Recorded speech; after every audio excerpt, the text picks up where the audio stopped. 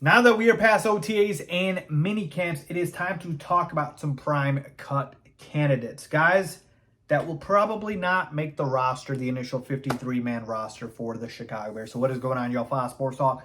Back at it with another video talking, of course, some NFL. And here to talk about the Chicago Bears. If you're a Bears fan, please hit that big subscribe button down below. Please make sure you're following me on all my social media platforms. And guys, as always, hit the bell icon so you're notified every time I drop a new video. All right, people. So we are talking about prime cut candidates. Now, I'm not just talking about, anybody, because like there's a lot of guys that we know they're not going to make the roster, right? Like I'm not going to dive deep into like the UDFAs and whatnot.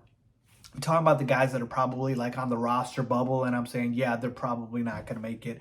And this is kind of who I would go with. And by the way, I'm dropping my 53-man initial roster prediction for the Bears, so keep a lookout for that. And this is, again, pre-training camp, so there'll be more iterations of this, but just want to let you guys know. So to give you an example, for instance, right, what I'm going to talk about right now, we take a look at the quarterback position. I foresee the Bears keeping Justin Fields, of course, and then P.J. Walker as the backup, so carrying two quarterbacks. Now, they could carry three. I just don't see it. And if they did carry three, Nathan Peterman would be the third guy. But there's no way they carry four, right? Tyson Bagent would be the fourth guy, and he's a UDFA. He's a prime practice squad candidate. So that's what I mean. I'm not going to dive into these guys.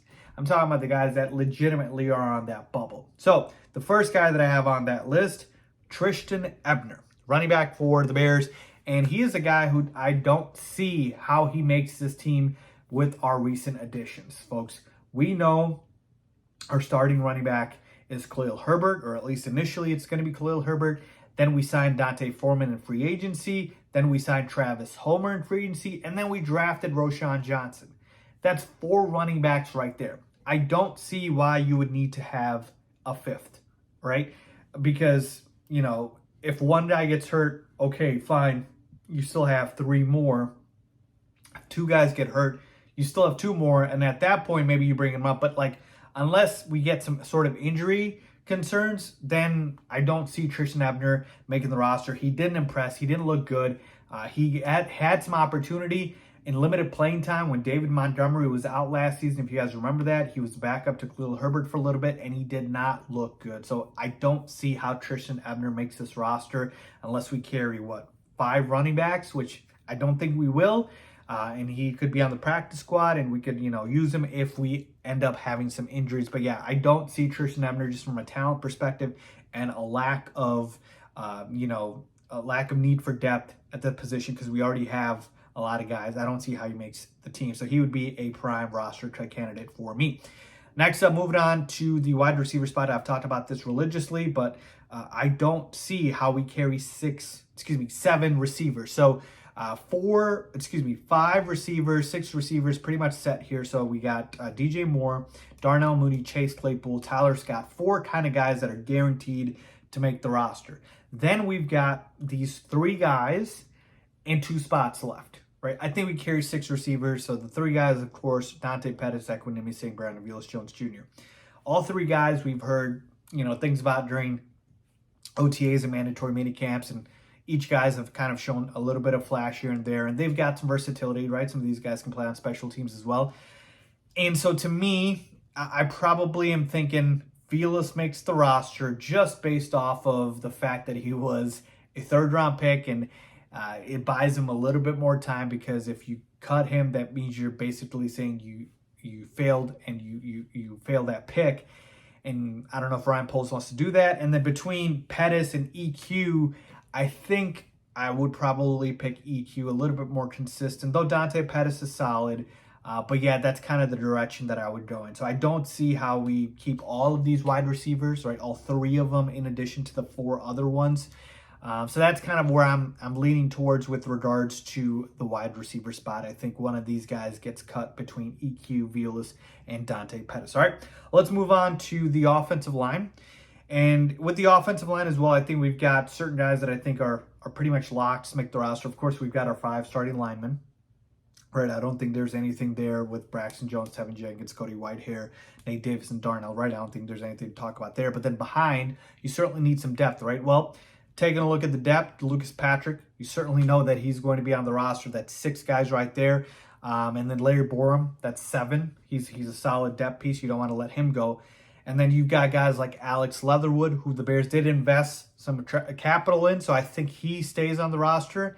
And then you've got a bunch of these guys that are like former 7th-round picks, 6th-round picks, like a Ja'Tyre Carter, a Doug Kramer, guys like Dieter Elson. Like, I don't know if these guys make the roster. I think one of them gets cut. One of them probably doesn't make it. We'll see here, but I'm probably leaning towards Doug Kramer making the roster just because he wasn't as healthy, and I think given when he is healthy, he's going to be solid. But yeah, between Ja'Tyre Carter and Dieter Elson and Doug Kramer, one of these guys probably doesn't make it. And maybe they keep all of these offensive linemen just because it's a position where you want that depth. But I do think this is another spot where we can have some prime cut candidates. All right, let's move on to the defense here. And to me, on the defensive side here, I go to the interior defensive line position, and all of a sudden we have enough guys here, not the edge spot certainly, but the defensive line spot, where you've got, the guys that you took in free agency and in Andrew Billings. You've got, obviously, guys that you've had before on the roster, but then you also got the draftees, right? Zach Pickens and Javon Dexter, okay? Then you've got Justin Jones, who I told you that's been already on the roster. And so I think maybe a guy like a Travis Bell. Travis Bell, is he going to make the roster? He's a rookie that we drafted this year. I think he probably will, but again, you could maybe see that he could be a cut candidate just because, hey, all of a sudden the defensive line room got a little crowded. Yeah, even though we still need defensive line help, but more on the edge rusher side. So that's another name to think about.